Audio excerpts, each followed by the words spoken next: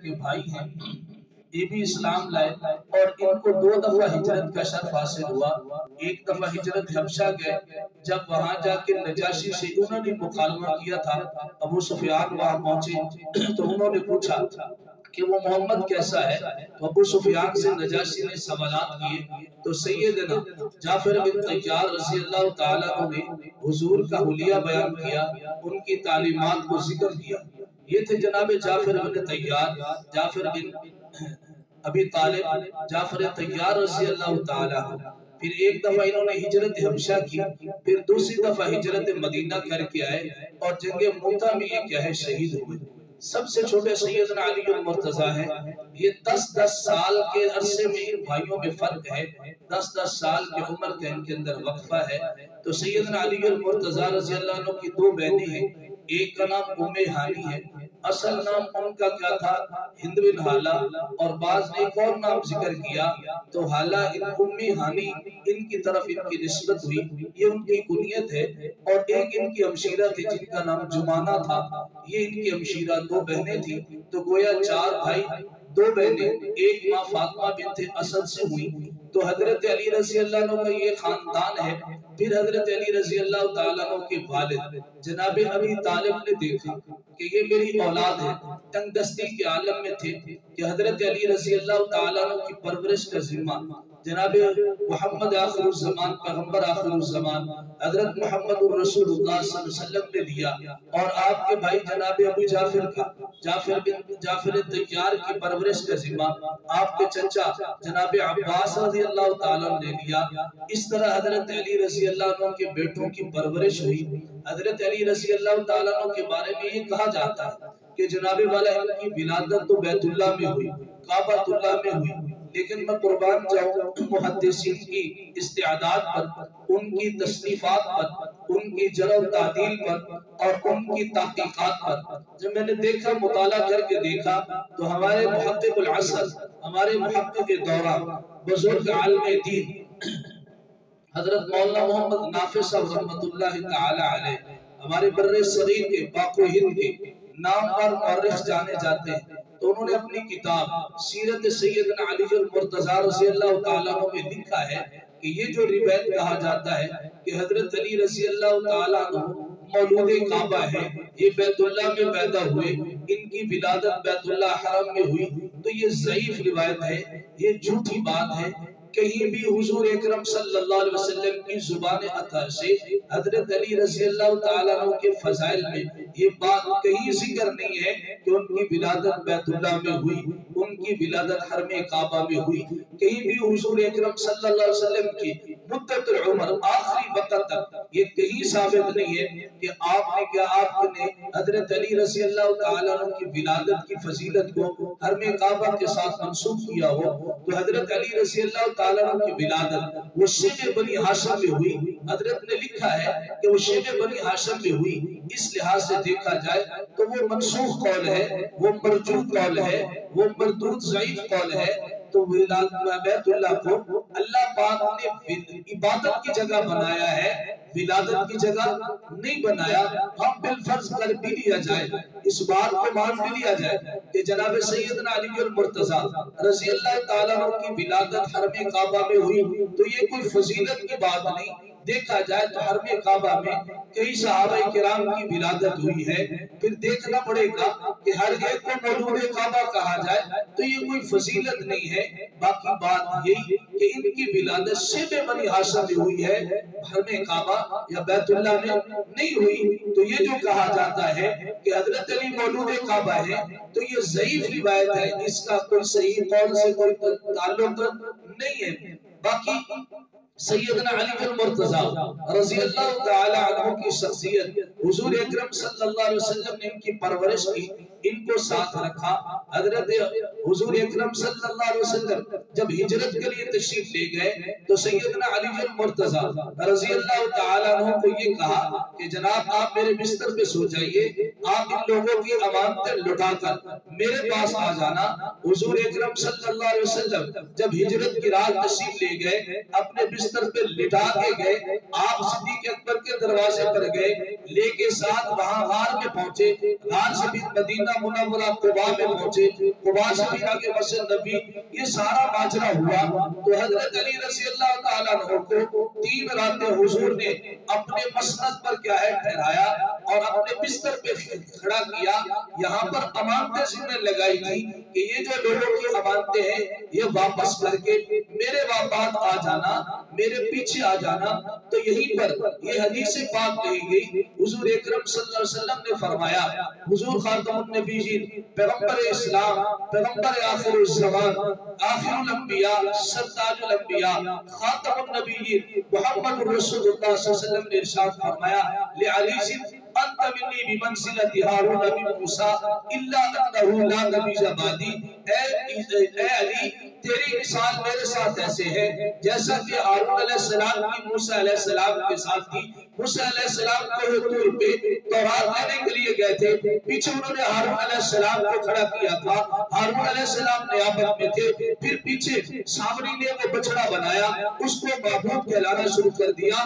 हजरत मूसा अलैहिस्सलाम अपनी ड्यूटी हजरत हारून के जिम्मे करके गए थे, उनको मनसब नियाबत पे खड़े करके गए थे। उनको मनसब नियाबत पे खड़े करके जाने का मतलब ये था कि अपनी ड्यूटी उनके जिम्मे लगा कर गए थे। लेकिन यहाँ देखा जाए हजरत अली के जिम्मे वो नियाबत वाला काम नहीं लगाया, सिर्फ अमानतें जिम्मे लगाई हैं कि अमानतें देकर फिर वापस आ जाना।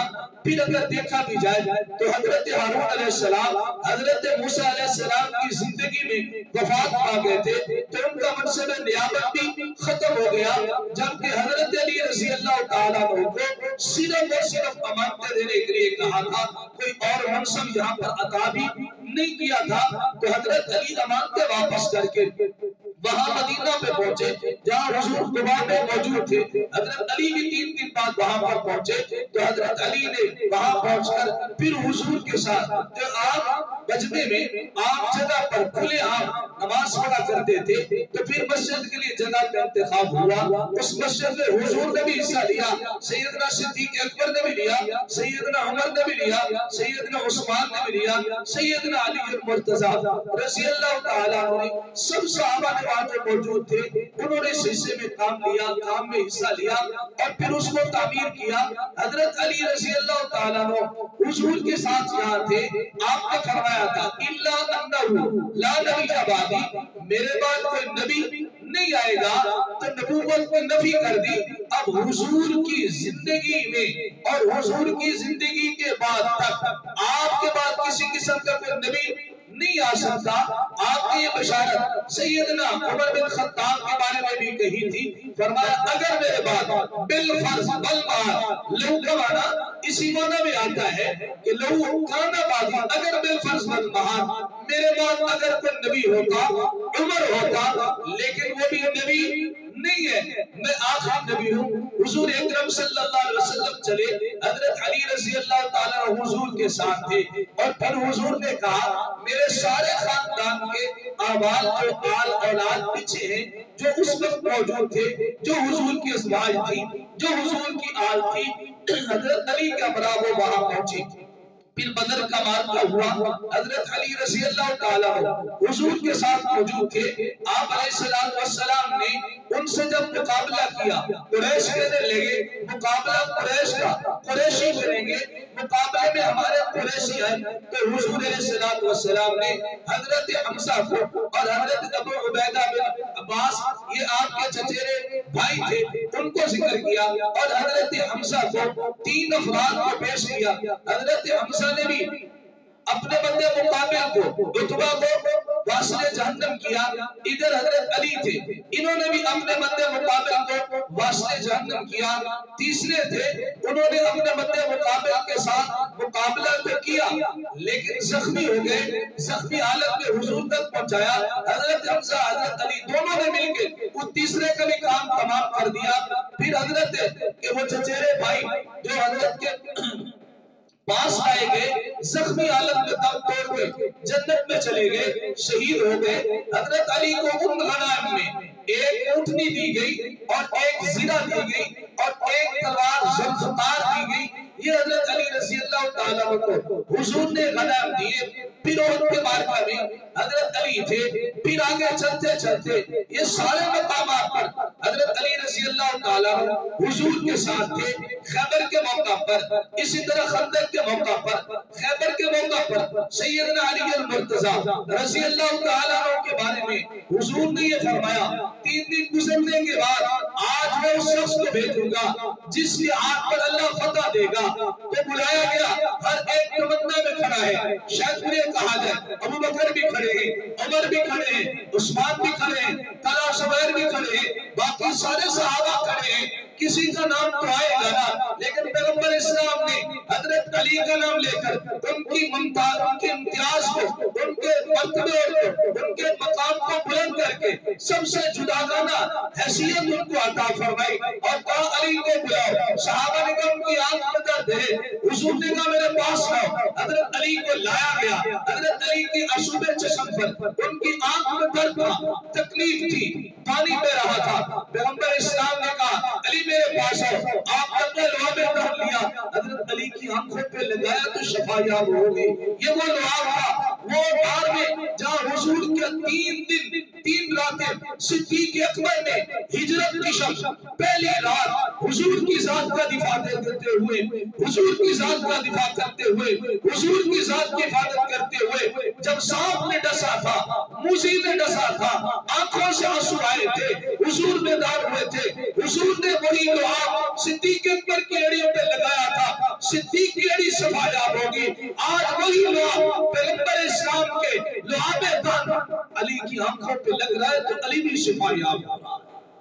یہ حضرت علی ہے، حضور نے دعا دی، مرحب کے مقابلے میں گئے، مرحب نے نعرہ لگایا، کہنے لگا تجھے پتہ نہیں کس سے تو مقابلہ کرتا ہے، تجھے پتہ نہیں میں اتنا جوان ہوں، تجھے پتہ نہیں میں بڑا بہادر ہوں، تجھے پتہ نہیں میں کڑیت جوان ہوں، تجھے پتہ نہیں میں قوم کا سردار ہوں، تجھے پتہ نہیں میں بڑے جوش والا ہوں، تجھے پتہ نہیں میری طاقت کا اندازہ نہیں رکھتا۔ یہ ساری باتیں وہ بھر کے کرتا رہا، لیکن میں توبہ جاؤں، حضور کی دعا تھی۔